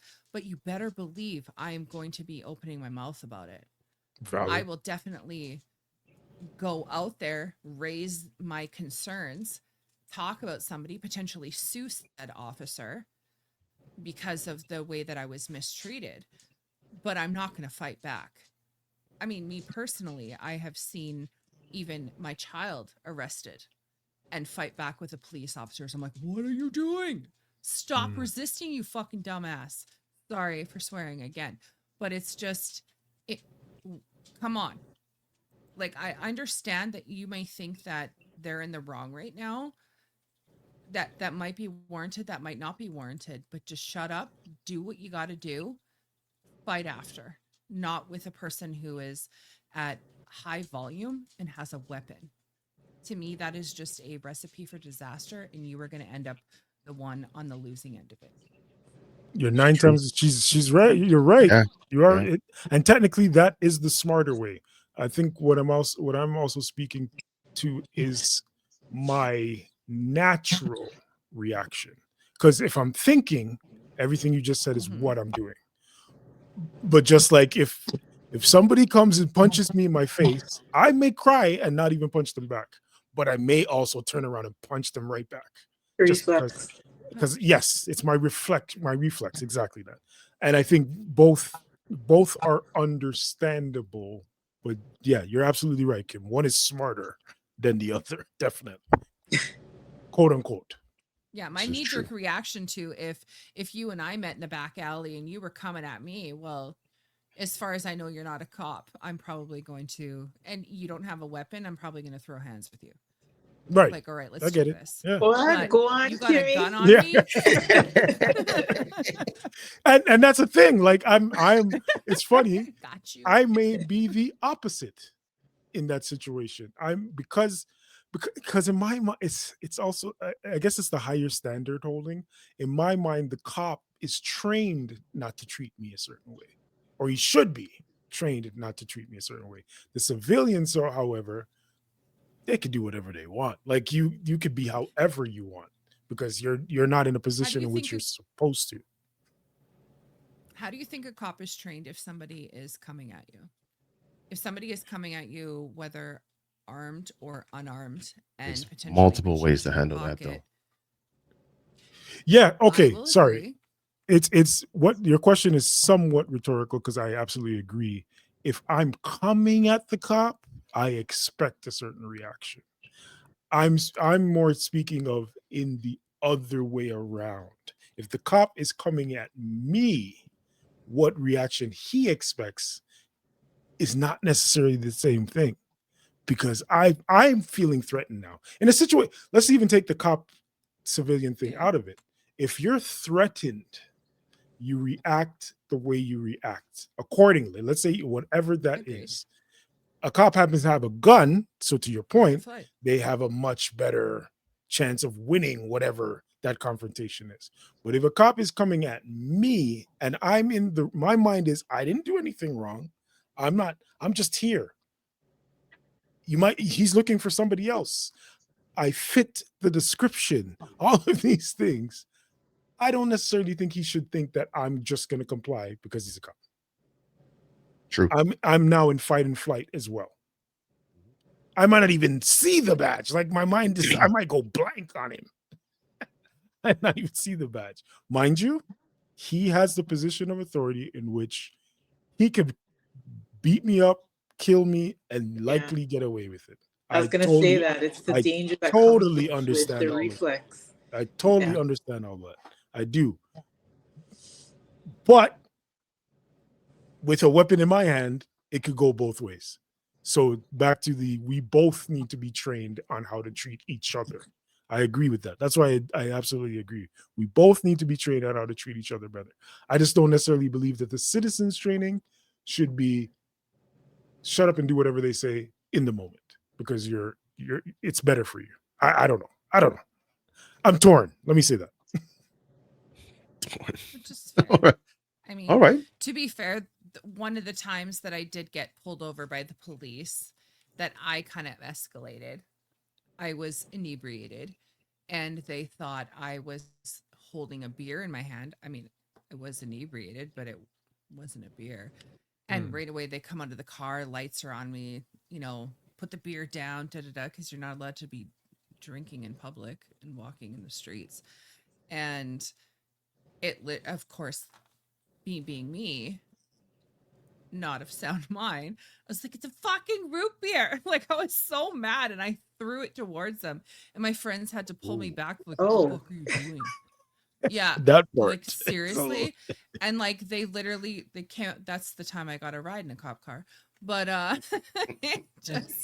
it's one of those things, you know what I mean? Like, it's just, it depends on how you react. And like, to me, I was like, why are you coming at me? Like, it's literally a freaking root beer in your cup. And it was one of those dad's root beers. I don't know if you have those in Toronto, but they're in like a beer bottle looking thing. Yeah. Right. Yeah. So it looks like beer. I get the fact why they pulled me over. And had I been of a sober mind, I would have just been like, tee, it's root beer.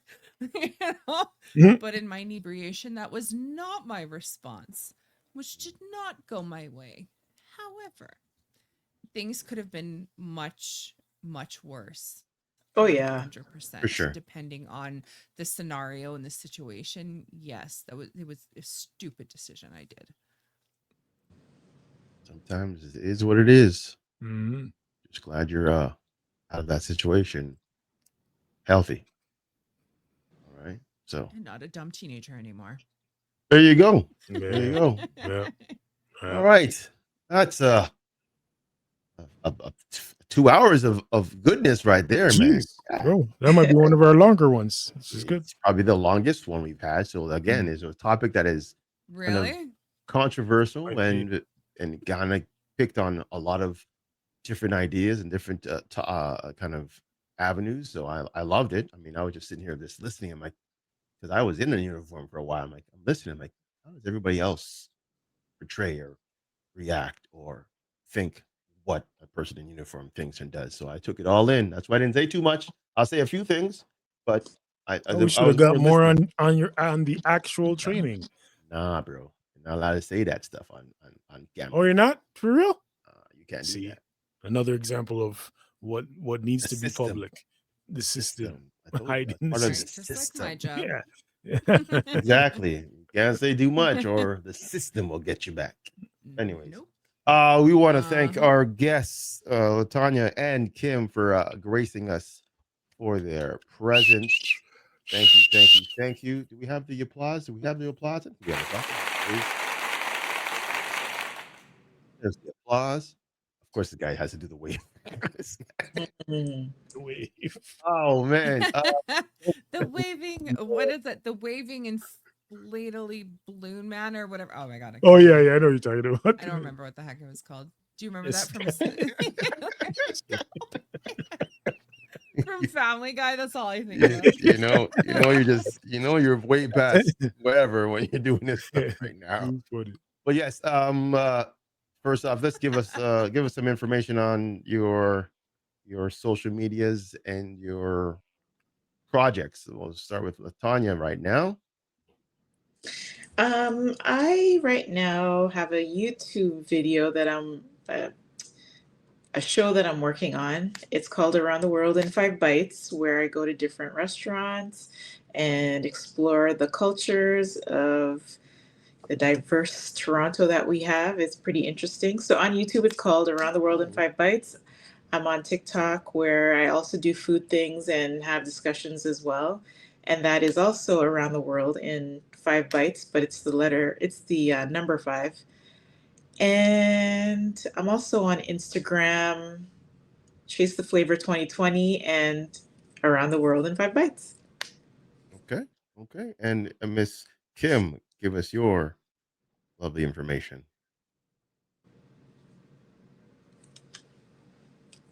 Sorry, I was literally just typing that out because that sounds very interesting. I gotta check that out. I am. I do a podcast with my husband. 90% of the time. Sometimes he is on the road saving the world one truckload at a time. So it's just me, solo-ish. But the podcast is called We're Offended, You're Offended. And it's called that for a reason. We offend people, plus we are not very offended by things. So, husband and I razz each other all the time. And we talk about conversations. It's generally politics. Snooze. But it's generally politics, but it is more on the side of things that people don't want to talk about, or they don't talk about, period. So we're more controversial in that aspect. So if you're easily offended, don't check us out. If you're not, check us out at We're Offended, You're Offended. We are on Rumble, X, and YouTube. We go live Monday, Wednesday, Saturdays. Sorry. And we're also on all the social medias that you can find. So that's what same thing for everything, right? We're Offended, You're Offended on TikTok and Instagram. Nice. Yeah, it's either We're Offended, You're Offended, or some of the things are We're Offended Show. It depends. Some of the things are a little different because it had to be less work. Yeah, anyway.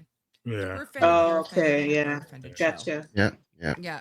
We did ours the same way, where instead of darks with a ginger hue, it's like dark ginger hue. That's it, right? So I understand what you're saying there. But yeah. So people check them out. They are very, very good people. Don't just take my word for it. Just watch the show. All right. Anyways, pleasure having you, ladies. Until next time, we'll do this again. That's it. That's all for us. Until next time. I'm just tired. That's it. I'm tired. Exactly. Peace. We out. Keep fit and have fun. There you go.